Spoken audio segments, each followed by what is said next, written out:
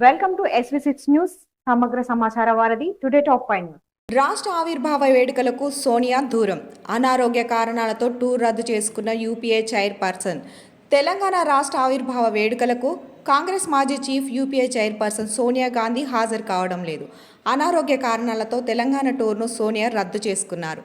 ఈ వేడుకలకు ప్రత్యేక అతిథిగా హాజరు కావాలంటూ తెలంగాణ సీఎం రేవంత్ రెడ్డి స్వయంగా ఢిల్లీకి వెళ్లి సోనియా గాంధీని ఆహ్వానించారు. సీఎం రేవంత్ రెడ్డి ఆహ్వానాన్ని మన్నించిన సోనియా గాంధీ అనారోగ్య కారణాలతో రాష్ట్ర అవతరణ వేడుకలకు సోనియా హాజరు కావడం లేదని ఏఐసీసీ ఓ ప్రకటనలో తెలిపింది. నుంచి T20 ప్రపంచ కప్ ఈసారి రికార్డు స్థాయిలో 20 జట్ల ఎంపిక.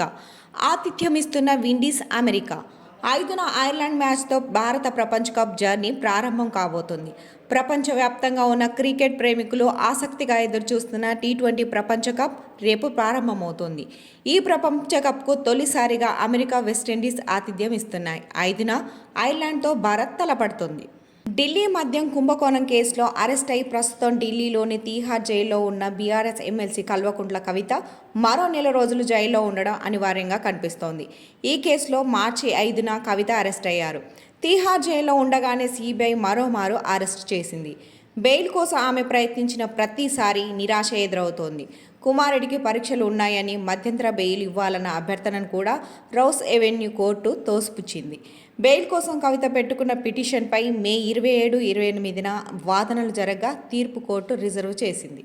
రాష్ట్రంలో భానుడి బగబగలు. ఏపీలో అనేక ప్రాంతాల్లో 45 డిగ్రీల ఉష్ణోగ్రత నమోదు. రేపు కూడా అత్యధిక ఉష్ణోగ్రతలు నమోదవుతున్నాయన్న ఏపీ ఎన్డీఎంఏ. కొన్ని జిల్లాల్లో వర్షాలు కురిసే అవకాశం కూడా ఉందని తెలిపింది. ఆదివారం నుంచి ఉష్ణోగ్రతలు తగ్గొచ్చని అంచనా. ఏపీలో ఎండలు బగ్గుమంటున్నాయి. సూర్యుడు చంద్రుళ్ల నిప్పులు కురిపించడంతో నేడు రాష్ట్రంలోని అనేక ప్రాంతాల్లో తీవ్ర ఉష్ణోగ్రతలు నమోదయ్యాయి. అత్యధికంగా పల్నాడు జిల్లా వినుకొండలో 45.9 డిగ్రీల సెల్సియస్ ఉష్ణోగ్రత నమోదైంది. సంవర్ధక శాఖ మాజీ సీఈతో పాటు మాజీ ఓఎస్డీ అరెస్ట్. 2.10 కోట్ల ప్రభుత్వ నిధులను రామచందర్ దుర్వినియోగం చేసినట్లు ఆరోపణలు. ఇద్దరిని కోర్టులో హాజరుపరిచిన ఏసీబీ అధికారులు. 2 వారాల రిమాండ్ విధించిన న్యాయమూర్తి.